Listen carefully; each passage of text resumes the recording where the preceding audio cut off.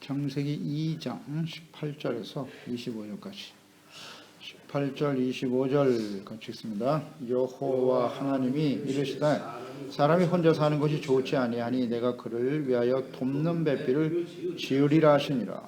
여호와 하나님이 흙으로 각종 들짐승과 공중의 각종 새를 지으시고 아담이 무엇이라고 부르나 보시려고 그것들을 그에게로 이끌어 가시니 아담이 각 생물을 부르는 것이 곧 그 이름이 되었더라. 아담이 모든 가축과 공중의 새와 들의 모든 짐승에게 이름을 주니라.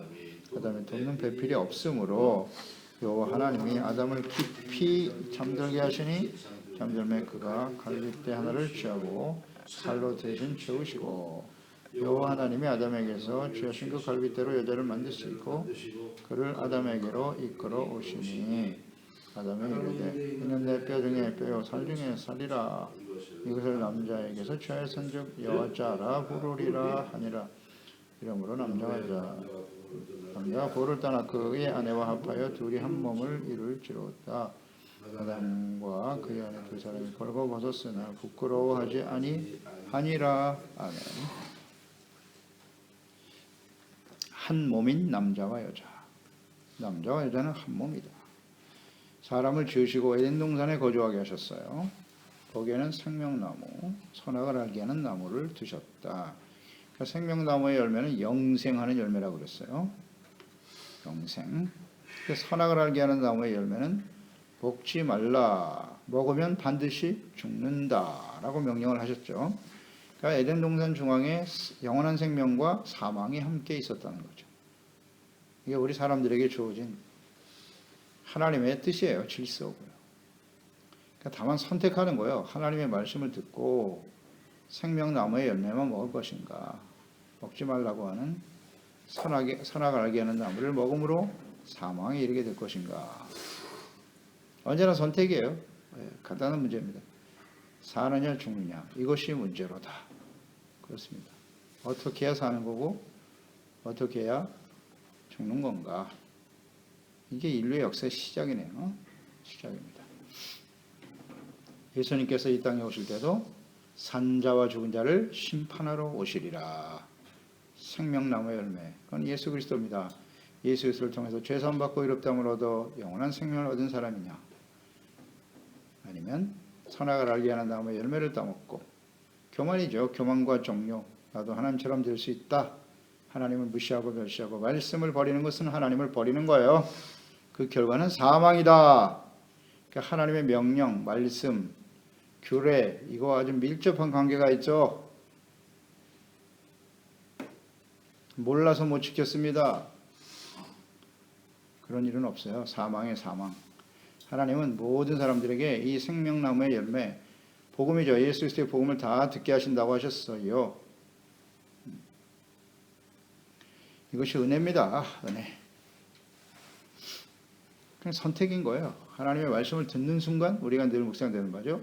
하나님의 말씀을 듣는 순간은 곧 선택해야 되는 순간이다.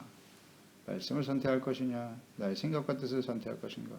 간단한 문제입니다. 이걸 어기면 사망이 찾아오는 거예요. 사망이 찾아오는 겁니다. 생과 사. 신명계도 눈의 강조하죠. 청종하라 제발. 이 들으면 살고 순종하면 산다는 거예요. 그렇지 않으면 죽는다. 이걸 항상 염두에 두고 매 순간마다 생각해야 돼요. 저희들은요. 하나님의 말씀을 선택할 것인가, 나의 생각과 감정과 뜻을 선택하고 자신의 유익을 따라 선택할 것인가. 간단한 문제죠. 하나님께서 세상을 아름답게 창조하셨어요. 에덴에서의 삶이라고 하는 것은 하나님이 거의 계시잖아요. 하나님이 임재하시고 함께 하시는 삶인 것이고, 하나님께서 다스리시는 삶, 곧 하나님의 나라죠. 하나님이 다스리시는 하나님의 나라. 이걸 이루기 위해서 하나님이 아브라함을 선택하신 것이고 이스라엘 백성들에게 저신을 나타내신 거예요. 가나안 땅, 하나님이 다스리시는 하나님의 나라, 에덴 동산의 삶을 회복하시겠다는 거지요. 안 되니까 예수 그리스도를 보내신 것이고, 예수님을 통해서 죄사함 받고 의롭다함을 얻어 하나님이 다스리는 하나님의 나라를 세우시고, 궁극적으로는 천국으로 인도하기 위해서 오신 거예요. 천국. 이게 예수님 오신 목적이에요. 그러니까 이 세상을 하나님과 사람이 함께 선하고 아름답게 창조하셨는데, 하나님께서 아름답게 하셨다. 단 하나의 질서를 세우신 거예요. 선악을 알게 하는 나무의 열매를 따먹지 마라. 선과 악, 하나님의 말씀을 따르는 것이 선이요, 그 말씀을 불순종하는 것이 악이다. 그 명령을 딱 세우신 거예요. 그런데 그 명령은 이처럼 생명과 사망을 결정하는 아주 중요한 기준이 된다. 하나님의 말씀. 그러니까 이처럼 하나님의 말씀에 순종하면 모든 것을 더해 주시는 거예요. 완벽한 삶인 거예요. 에덴에서는 완벽한 삶인 거예요. 완벽한 삶이 될 수 있어요. 마태복음 6장 33절이죠. 무엇을 먹을까 입을까 마실까 염려하지 말고 너희는 하나님의 나라와 그의 의를 먼저 구해. 하라 하지 말라 말씀을 잘 듣고 하라는 건 하고 하지 말라면 안 하면 돼. 그런 뜻 아니에요? 하나님이 다스리시는 하나님의 나라, 그 말씀에 순종하는 의와 거룩한 백성이 되라. 그러면 이 모든 것을 너에게 더해 주신다. 에덴 동산에 모든 것이 풍족하잖아요. 다 먹을 수 있어요. 그것만 안 먹으면 돼. 이걸 못하나 그래. 근데 우리는 이걸 결정을 잘 못해요. 이런 게 지혜가 없는 거죠. 하나님을 알고 그 말씀의 소중함을 알고 그 말씀을 어길 때 다가오는 사망이 어떤 것인가를 분명히 할 때 올바른 선택하게 되겠죠. 다시 한번 묵상됩니다. 이 창세기를 모르면, 창세기 말씀이 가장 근본이거든요. 인간의 근본을 이해하지 못하면요, 우리는 사람답게 살 수 없는 거예요. 우리가 하나님의 자녀가 되었다는 게 무슨 뜻이고, 중요한데요. 18절에 사람이 혼자 사는 것이 좋지 못하다. 그를 위하여 돕는 배필을 지으니라. 남자와 여자. 하나님의 창조 사역에 모든 것이 다 보기에 좋았더라 그랬거든요. 그런데 유독 18절 말씀 보니까 사람이 혼자 사는 것이 좋지 아니하니 그랬어요. 창조 우리 과정을 봤잖아요. 다 좋았더라. 근데 혼자 사는 게 좋지 않다고 보신 거예요. 이 말씀은 혼자 살아가는 아담은 완전하지 못하다. 부족한 상태였다는 거죠. 그래서 남자와 여자가 하나 되어지는 것이 하나님의 창조의 질서이고, 그럴 때 사람은 하나님 보시기에 좋았더라. 참 중요한데요, 이게. 남자와 여자가 하나 되어지는 것이 하나님 보시기에 좋은 일이라는 거예요. 그러니까 사람에게는, 모든 사람들에게 있어서 행복이 기준이 되는 것이다. 근본이 되는 것이다. 이렇게 말씀하시는 거죠. 이게 창조의 질서입니다. 질서. 혼자 사는 건 좋지 못하다. 근데 요새는 요즘에 혼자 사는 사람들이 많아진다는 거죠. 그러니까 인생이 불행한 겁니다, 이게. 창조의 질서를 지금 어긋나고 있는 거예요. 혼자 사는 것이 좋지 못하다. 이건 아주 분명하지 않을까요? 이게 창조의 질서인데, 여자는 하나님이 여자를 지으셨는데 돕는 배필로 지으셨다. 돕는 배필이라고 하였죠? 돕는 배필이라는 건 조력자잖아요. 적합한 조력자로 여자를 만드셨다. 그래서 배우자라는 말도 쓰는 거고요. 남편에 대한 아내의 역할이에요. 돕는 배필. 그러니까 자신이 돕는 배필, 조력자라는 사실을 인정해야 돼요. 그럴 때 그 창조의 질서에 따르는 것이고, 그래야 보시기에 좋았더라. 간단한 이치인데, 이게 질서가 지켜지지 않으면요, 절대 행복할 수 없음. 그래서 여자는 배우자예요, 배우자. 돕는 배필이라고요. 아내고요, 아내. 또 자녀들의 어머니죠. 이게 여자의 역할인데, 그럴 때 행복할 수 있는 것인데. 따라서 남편에 대한 아내의 태도는 뭐다? 복종이잖아요, 복종. 그 다음 아내에 대한 남편의 마땅한 태도는 사랑이라 그랬어요. 에베소서 5장 22절 25절. 아내들이여 자기 남편에게 복종하기를 주께 하듯 하시오. 이는 남편이 아내의 머리라고 하셨고 그리스도께서 교회의 머리 된 것 같다. 그가 바로 몸의 구주시니라. 그러므로 교회가 그리스도에게 하듯 아내들도 범사에 자기 남편에게 복종해야 한다. 남편들아 아내 사랑하기를 그리스도께서 교회를 사랑하시고 그 교회를 위하여 자신을 주신 것 같이 하라. 참 중요한 의미네요. 이 말씀 다시 묵상해 보면 남편과 아내의 역할, 복종과 사랑인데요. 이것은 그리스도와 교회, 이것을 연결해서 주님께서 말씀하셨네요. 연결해서 교회는 예수 그리스도가 신랑이고 교회는 신부라는 거지. 그러니까 교회가 주님의 말씀에 복종해야 한다는 거지. 그렇죠? 그리고 뭐 예수님이 교회를 향한 사랑은 뭐 끝이 없으니까 그건 뭐 우리가 이야기할 필요가 없고, 우리가 어떻게 주님의 말씀에 순종하는가, 교회와 그리스도인들이. 이게 중요하겠죠?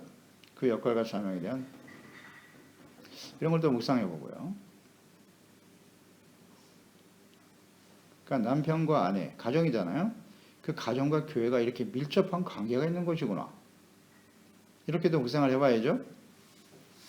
부모를 공경하는 것이 하나님을 공경하는 것이듯 가정이 행복하고 아내와 남편이 서로 사랑하고 복종하는 관계를 잘 이어갈 때 그리스도의 몸된 교회 안에서 참된 성도의 삶도 온전히 이루어지겠구나.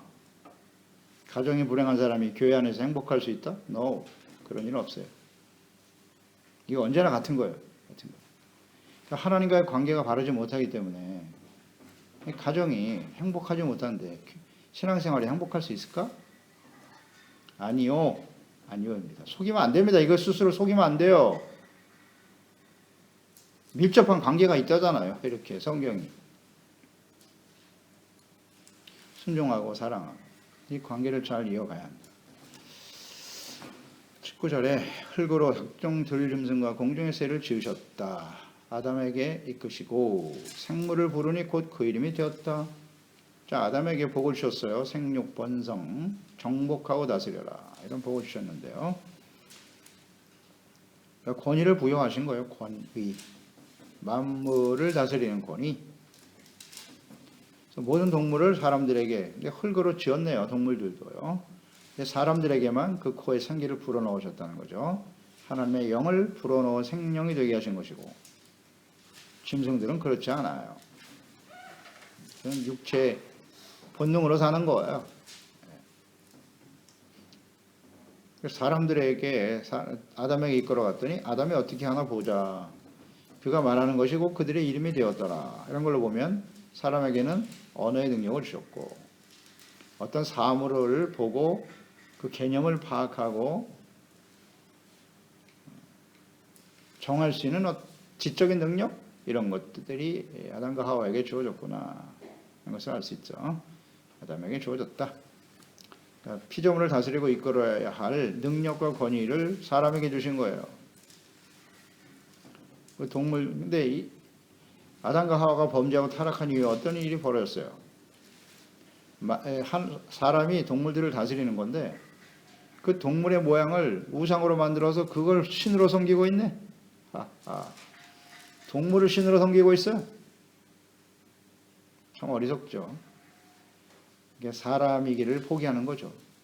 사람이 동물에게서부터 진화됐다고 하고, 동물이 조상이라네. 동물이. 사람과 동물은 달라요. 하나님과 사람이 다르듯이 사람과 동물, 하나님이 사람의 권위를 주어 다스리게 하신 건데 이걸 깨닫지 못하네요.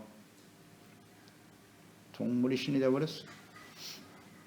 그래서 또 그때부터 동물들이 사람을 공격하는 거예요. 공격하는 겁니다. 사람이 사람답지 못하기 때문에. 감히 어떻게 동물이 사람을 공격합니까? 하나님의 창조의 질서에 의하면 모든 동물은 사람을 두려워해요. 그게 정상이에요.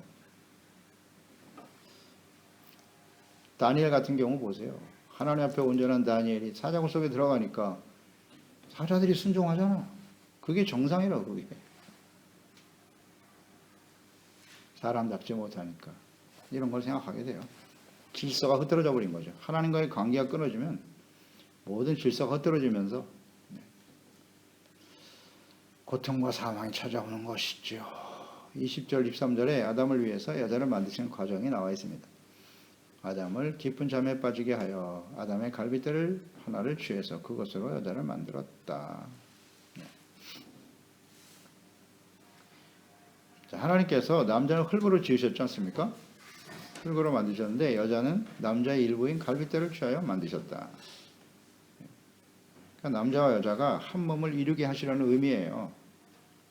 서로 다른 개체가 아니라 남자와 여자는 하나라는 뜻이잖아요.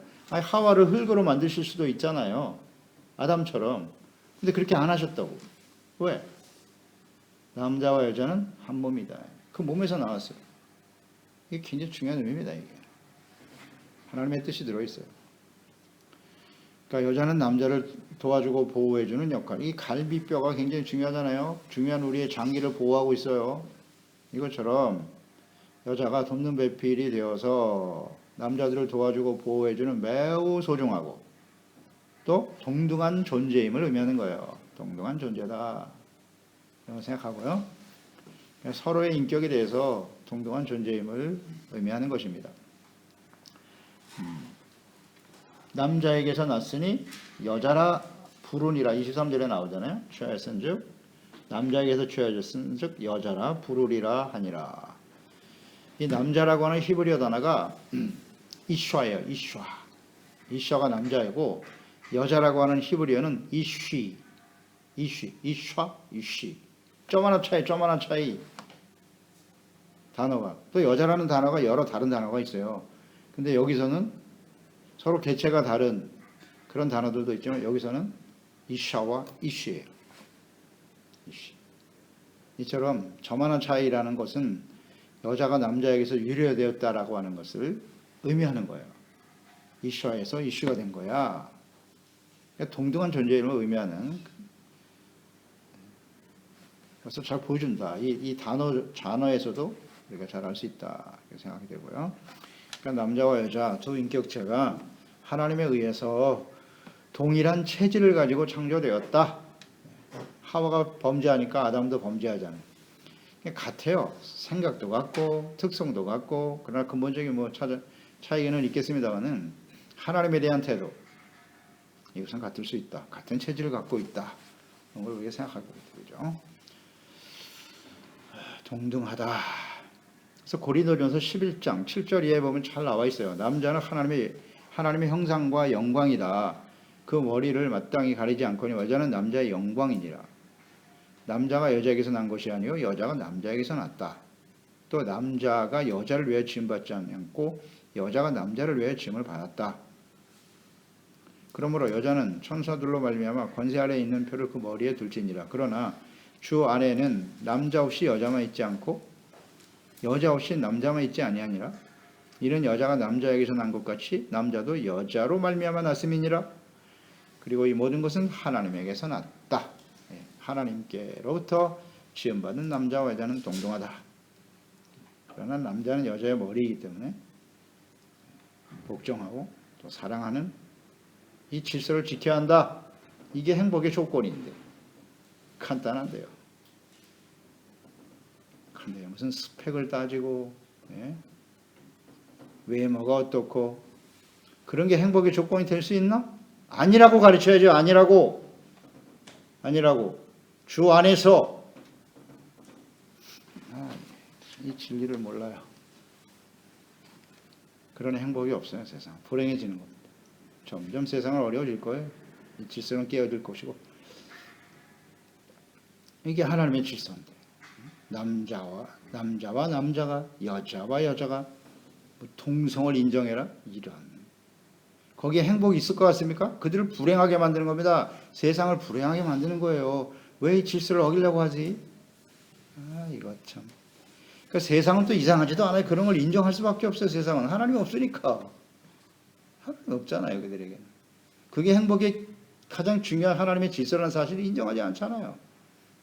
세상은 그렇다고 할지라도 교회는 그러면 안 되잖아요. 교회는. 하나님의 자녀는 그러면 안 되는 거잖아요. 이거 분명히 가르쳐줘야지. 이게 정리가 안 됩니다. 말씀대로 하면 되는데. 그러니까 둘이 하나가 될 때 완전히 일 수 있는 거예요. 그래서 24절에 이러므로 남자가 부모를 떠나 그의 아내와 합하여 둘이 한 몸을 이룰지로다. 이 창세기에 나오네요. 창세기에. 아내와 합하여 둘이 한 몸을 이루어야 그게 하나님의 창조의 질서다.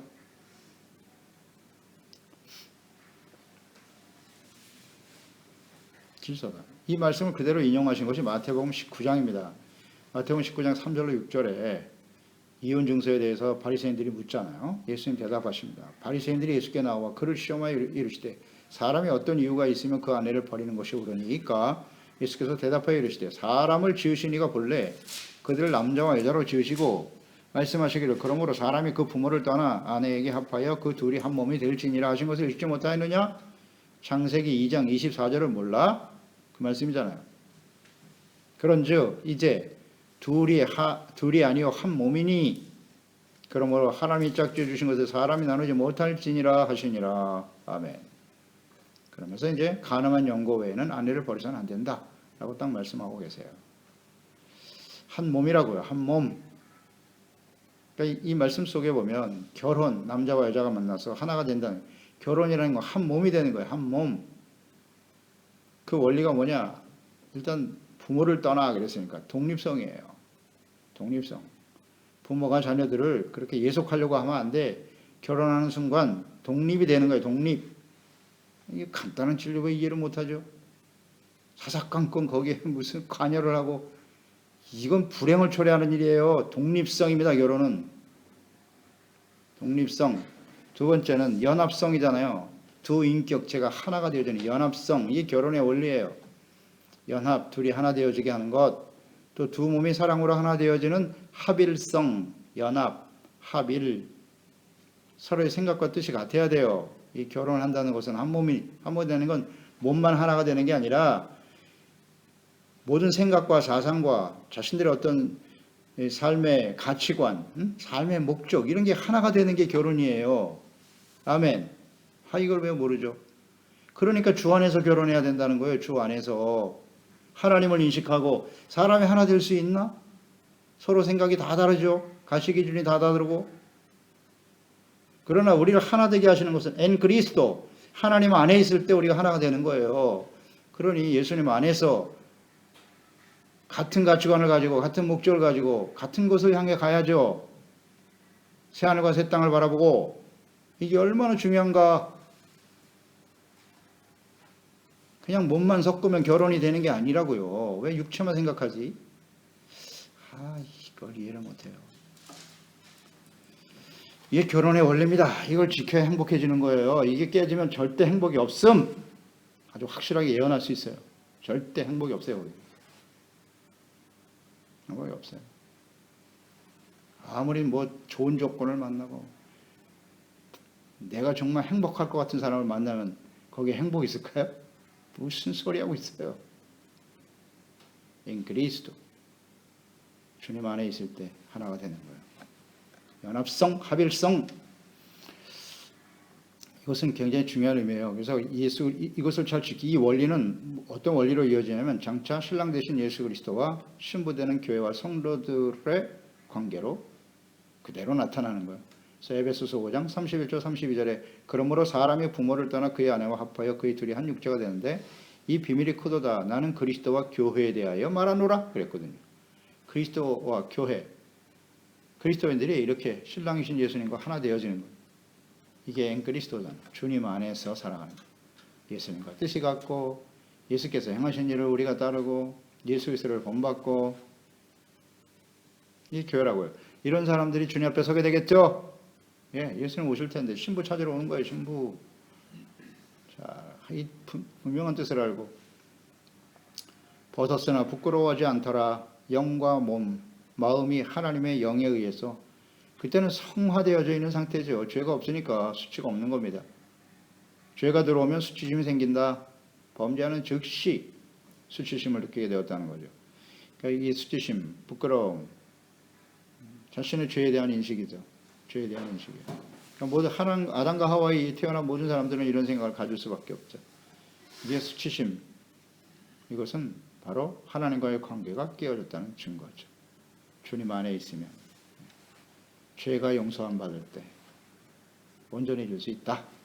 기도합니다. 하나님 아버지, 모두 하나님께서 세상을 만드시고 사람들이 살 수 있는 완벽한 환경을 만드셨어요.